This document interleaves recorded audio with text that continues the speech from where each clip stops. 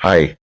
I'd like to talk a little bit about the topic of worthiness because I think it's something that we all struggle with and we've all wondered about. Am I worthy? Especially when we're about to do something like go to the temple or take the sacrament or give a blessing, things like that. It's always this sense of, I hear my young men, the leaders always like, make sure you're worthy. And I always think like, what does that mean? Because if I sinned this morning, can I give a blessing that afternoon? Do I need 3 days in between? What is being worthy? What does it actually mean? And how do I know that I am? Certainly, the women in the Relief Society who would look up at me every week looking like this, I'm sure were wondering, is he even worthy to bless that sacrament?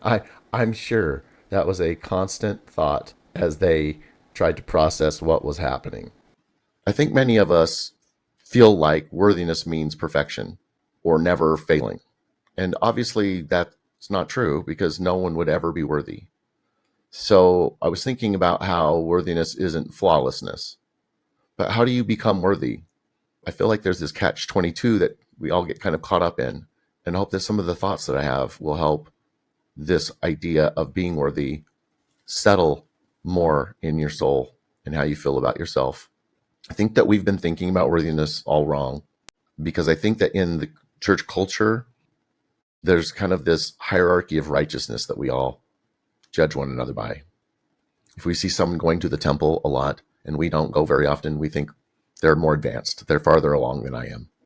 If a sin or a mistake that someone makes becomes public, inside we might think we're superior to that person. When we look around at our neighbor and they seem to kind of have it all dialed in, they don't. Or it's very rarely what it is that we think. We don't see what goes on behind the closed doors.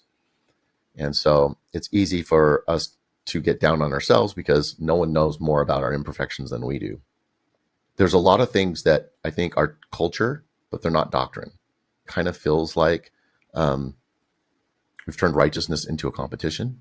How do we change that? For me, I go, okay, why am I here? Like, actually, why am I here? And if you just kind of distill it down, right? Everything is about trying to become like our Father in heaven. In a sense, it's God's school, learning to improve day by day on a very long trajectory back to our Heavenly Father, to become more like Him. The act of becoming. But if you think about it, if this is a training ground, then training, we all know this, right? It requires struggle. Imagine you took up, say, diving. You wanted to become a diver.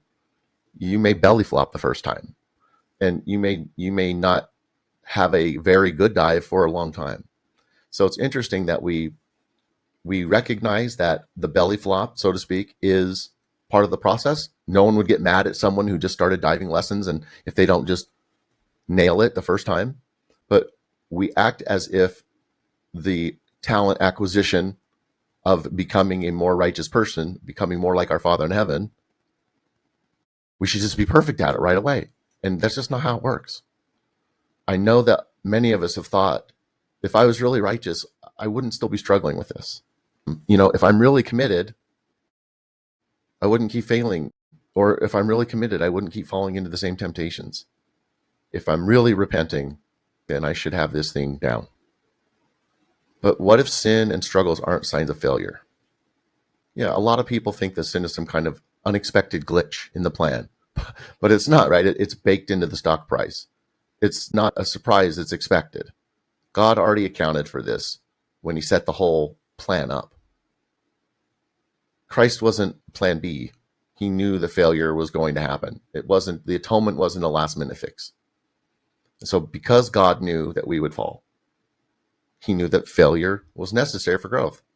So I think that instead of thinking of sin as something that disqualifies us, what if we just look at it as a refining process? Instead of thinking, why do I keep struggling with this? We realize this is exactly the battle I was meant to learn how to fight. Instead of God must be tired of me repenting for the same thing over and over again, we'd understand that God expected this and His grace is more than enough to cover our learning curves.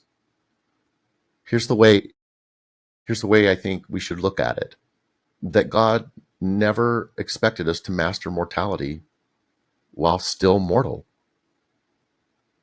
God never expected us, you, me, to master mortality while still mortal. Worthiness, I think, then is not about conquering sin. It's about whether we're fighting. Do we want to follow Christ in essence? Are we still getting up after we fall? To me, if the answer is yes, then you're worthy. But it's not because you never fell, it's because you always decided to get back up. That's the key. We need to break free from this kind of hierarchical mindset. And so if we know that that's true, why do we struggle so much? And I think that in reality, it's because we've been conditioned to judge worthiness externally. Who wears the whitest shirt to church? Who got the most exotic mission call? How many kids someone has that are married in the temple? Let's face it, like we all think along these lines, but I feel like we need to stop measuring righteousness against other people.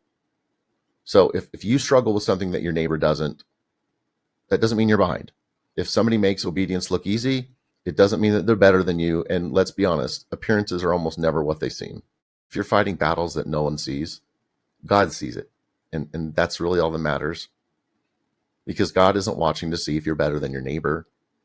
He's just watching to see if you're putting in the effort to become who he wanted you to become. That's really the only question that matters if you think about it. When Peter denied Christ 3 times, Christ didn't come back and say, Peter, what's up with that? He basically asked him one question, and that was, Peter, do you love me? That was it. So if we love him, we'll keep getting up. If we love him, we'll keep trying, and we'll keep letting him shape who we are. To me, that's the act of becoming, the direction that we're facing. That's the key. And if we are, then we're worthy. The goal isn't to be flawless today. It can't be that if you think about it. The goal is to become. And right now, you and I are in the process of doing just that. And that's what I think is so important for us to remember, to find that balance in our mind to say, I'm doing all right. I'm always going to get up. I promise you that I will always get up. And if we can make that promise and we just keep putting in the effort, we're going to be fine. And you're worthy.